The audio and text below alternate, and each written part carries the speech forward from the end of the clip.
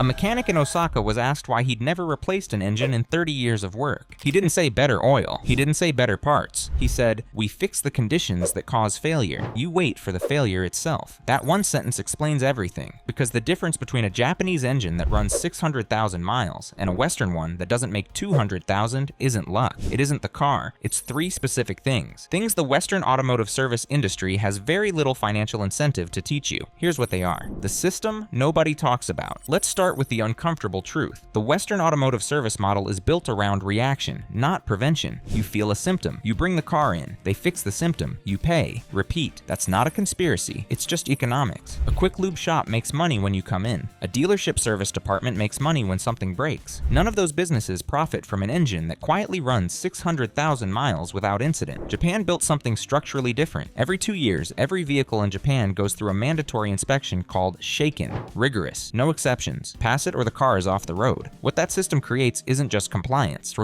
It creates a culture. Japanese car owners don't wait for something to feel wrong. They maintain their vehicles to a standard that prevents things from going wrong in the first place. Combine that with Kaizen, the philosophy of continuous small improvement, and you get a maintenance culture that treats every service as a precision event, not a transaction. Then there's monozukuri, the art of making things with genuine care. For a mechanic, it means treating every service as an act of craft, not a job to finish as fast as possible. You see it in how Japanese shops approach an oil change, how they approach a coolant flush, how they approach a customer who says their car is making a new noise. The result shows up in the data. Japanese taxi fleets regularly run engines past 500,000 kilometers. Individual owners crossing 400,000 miles on original powertrains aren't rare stories. They're expected outcomes of a disciplined system. That system has 3 pillars, and none of them require special tools, expensive products, or mechanical expertise. They treat cold starts as the enemy. If you asked most Western drivers what kills engines, they'd say high mileage, or cheap oil, or not changing it often enough. The correct answer is none of those. The single biggest cause of long-term engine wear is the cold start, not the highway, not hard acceleration, not towing. The moment every morning when you turn the key and drive away before the engine has reached operating temperature. Here's the mechanical reality. When your engine is cold, the oil in the pan is thick. Its viscosity is significantly higher than it will be once the engine warms up. At startup, the pump begins pushing that thick oil from the pan toward the top of the engine. That journey takes seconds, but in those seconds, every component in the upper engine, the camshafts, the valvetrain, the lifters, is operating with reduced or zero oil supply. Engineers call this boundary lubrication. Metal is contacting metal or coming close enough that wear spikes far above anything that happens at highway speed. That window lasts longer than most people think. On a cold engine in a cold climate, it can be 30 seconds or more before oil pressure fully stabilizes at the top of the engine. And most people make it worse by doing 2 things immediately after startup. They rev the engine. More load on surfaces that don't yet have adequate lubrication. Accelerated wear? They drive aggressively before the engine is warm. Hard acceleration before the coolant temperature gauge reaches its normal operating range keeps the engine in a high wear state for longer. Japanese mechanics treat cold starts with specific discipline. Start the engine. Do not touch the accelerator. Idle for 60 to 90 seconds. Not because idling fully warms the engine, but because it allows oil pressure to stabilize before load is applied. Then drive gently until the coolant temperature gauge reaches its normal position. On most vehicles, that's 3 to 5 minutes of easy driving. A car driven for 15 years might see 5,000 cold starts. Handle each one correctly, and you've eliminated thousands of high-wear boundary lubrication events from your engine's life. Mishandle them, and those events compound, invisibly, silently, into compression loss and oil consumption at 200,000 miles. There's also a practical detail Japanese mechanics take seriously that most Western drivers ignore entirely: oil viscosity selection for your actual climate. A 0W20 oil reaches full pressure at the camshaft faster than a 5W30 in cold temperatures. The difference is measurable in the time it takes oil to reach the top of the engine. Matching your viscosity to your climate directly reduces the boundary lubrication window at every single cold start. There's one more thing worth saying here. Fuel matters too. An engine running on old fuel, or a fuel system with dirty injectors, runs a richer mixture during warm-up. More unburned fuel means more fuel dilution in the oil, which thins viscosity and reduces the film strength of the oil that is present during that vulnerable startup window. Japanese mechanics are precise about fuel system maintenance for exactly this reason. Clean injectors, fresh fuel, correct viscosity oil for the climate. Not because any one of those things is dramatic on its own, because each one reduces the severity of the cold start window by a fraction, and fractions compounded over 5,000 cold starts add up to a completely different wear trajectory. The Japanese don't obsess over oil brands. They obsess over oil behavior under their actual conditions. That's secret one. They maintain the cooling system like it's part of the engine. This is the one almost nobody talks about in engine longevity discussions, and that silence is why it causes so much hidden damage. Most people understand coolant does one thing: stops the engine from overheating. Check it occasionally, top it off if it's low, flush it every few years if you remember. Background system, not something you think about. That understanding is dangerously incomplete. Modern engine coolant contains a package of corrosion inhibitors. These inhibitors form a protective layer on the internal surfaces of the cooling system: the aluminum cylinder head, the iron block, the water pump housing. They have a service life. Over time, through heat cycling and oxidation, they deplete.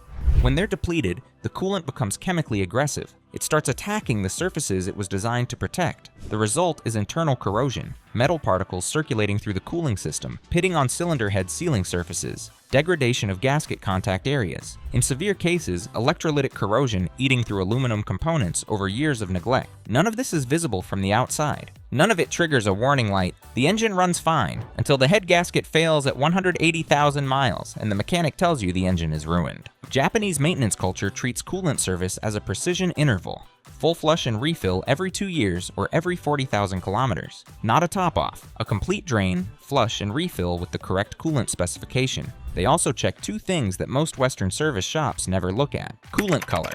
Fresh coolant is vibrant. Depleted coolant goes brown, rust-colored, or murky. That discoloration means the inhibitors are gone and corrosion has begun. Coolant pH, properly maintained. Coolant is slightly alkaline, pH 8 to 10. As inhibitors deplete, pH drops toward acidic. Acidic coolant is corrosive. Test strips cost a few dollars at any auto parts store. The test takes 10 seconds. Here's the part that connects directly to engine longevity in a way most people don't see. Coolant doesn't just control temperature, it controls the temperature distribution across the engine. A cooling system working correctly keeps the cylinder head, the combustion chamber walls, and the piston crowns within a narrow thermal window. When the system is compromised by a partially blocked radiator, a weakened water pump, or coolant that has lost its thermal properties, hotspots develop inside the engine. Hotspots accelerate carbon formation. They stress head gaskets unevenly. They cause localized thermal expansion that opens tolerances in exactly the areas where you want them tight. Japanese mechanics understand the cooling system as a thermal management system for the entire engine, not just a temperature limiter. That's why they maintain it with the same precision they give the oil. A $30 coolant flush and a $5 test strip every 2 years eliminates a category of engine damage that leads to $2,000 head gasket repairs and destroyed aluminum components. That's why the Western service industry doesn't talk about it. That's secret too. They never normalize small symptoms. This is the hardest secret to teach in a culture that's been trained to ignore gradual decline. A small oil spot on the driveway, a faint tick that only shows up on cold starts, a slight shimmy at highway speed. Most Western drivers notice these things, file them under deal with it later, and keep driving. 6 months later, the spot is bigger, the tick is louder, the shimmy is there at lower speeds. A year later, it's a leak, a rattle, and a vibration the mechanic calls significant wear. What was an $80 valve cover gasket job is now a $600 repair because the sealing surface has been running contaminated and hot for 18 months. What was a simple valve adjustment is now a worn camshaft lobe. What started as a wheel bearing is now damaged hub hardware. That pattern, small symptom ignored, small symptom grows, expensive repair, is so common in Western car ownership that most people consider it normal. Just how cars work. It's not how cars work. It's how neglected cars work. Japanese mechanics are trained to treat small signals as early warnings, not because they're more talented, because the system they operate in, reinforced by a mandatory biennial inspection, rewards finding problems early rather than waiting for them to become unavoidable. In practice, Japanese car owners do something almost no Western driver does consistently. They walk around their car before they drive it. 60 seconds. Look at the ground for fluid spots. Glance at the tires. Notice anything different from yesterday. It takes a minute.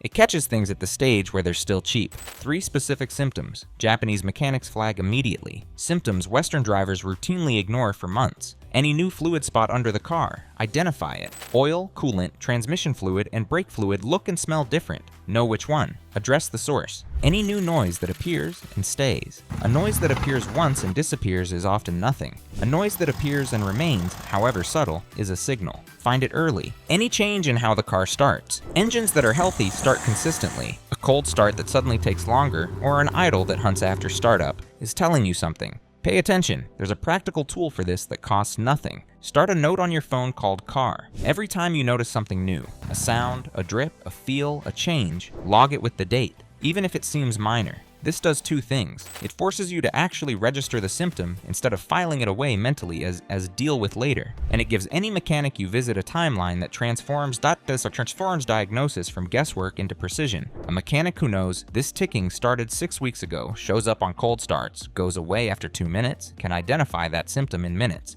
A mechanic told it's been making a noise for a while is starting from zero.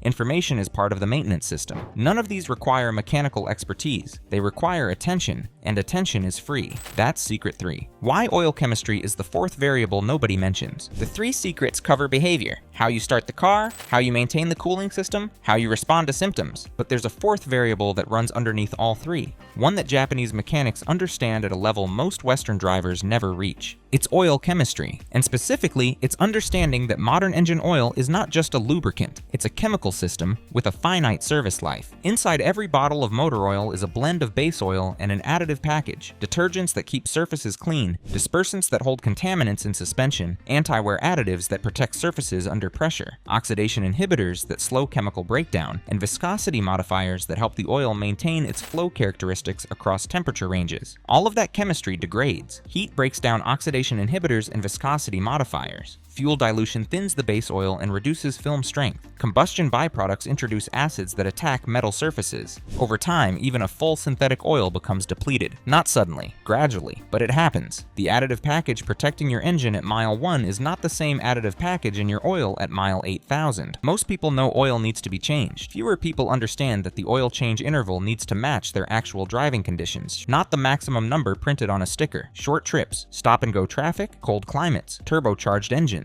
These conditions accelerate additive depletion. An engine doing mostly short urban trips in winter needs more frequent oil changes than an engine doing long highway runs in moderate temperatures, even if both cars have the same manufacturer interval sticker. Japanese mechanics ask one question before recommending an interval: what does this engine actually experience? Not what the marketing material says, not what the oil change shop's reminder sticker says. What are the actual thermal and contamination loads this oil is dealing with? Match the interval to the conditions. Protect the chemistry. The engine runs clean. That's the variable that ties everything else together. What to do starting tomorrow. Everything covered in this video is only valuable if it changes what you actually do, so here's what tomorrow looks like. Before your next cold start, walk around the car, 60 seconds. Look at the ground. Any new spots? Any tire that looks different? Anything visually changed since yesterday? If yes, investigate before you drive. If no, you're clear. Start the engine. Leave it in park for 60 to 90 seconds. Don't touch the accelerator. Let the oil pump pressurize the entire system before you ask anything of it. Pull out gently. No hard acceleration for the first 3 to 5 minutes. Normal speed, easy throttle until the coolant temperature gauge reaches its normal operating position. That's it. That's the cold start protocol. It costs $0 and 90 seconds. This week, open your hood when the engine is cold. Find the coolant reservoir. Pull the cap. Look at the color. If it's vibrant and clean, note the date you last had it flushed. If you don't know when it was last flushed, treat that as overdue and schedule one. If it's brown, murky, or rust-colored, schedule it immediately. Buy coolant test strips. $3 at any auto parts store. Test the pH. Write the result and the date on a piece of tape inside the hood. Test again in 6 months. If pH is dropping toward neutral, schedule a flush regardless of when the last one was done. This month, start the note on your phone. Label it car. The next time you hear something, see something, or feel something different, log it with the date. Build the habit of noticing and recording instead of noticing and forgetting. These 3 habits take a combined total of about 5 minutes per week. Over 10 years of ownership, they will cost you hours. The alternative, reactive maintenance, normalized symptoms, neglected cooling systems, will cost you thousands of dollars and potentially your engine. You now know what separates the 600,000-mile drivers from everyone else. The only question is whether you'll apply it. If this changed how you think about your car, subscribe. New video every week, same no-nonsense approach. Most engines don't fail from one big mistake. They fail from 1,000 small ones. Now you know how to stop making them.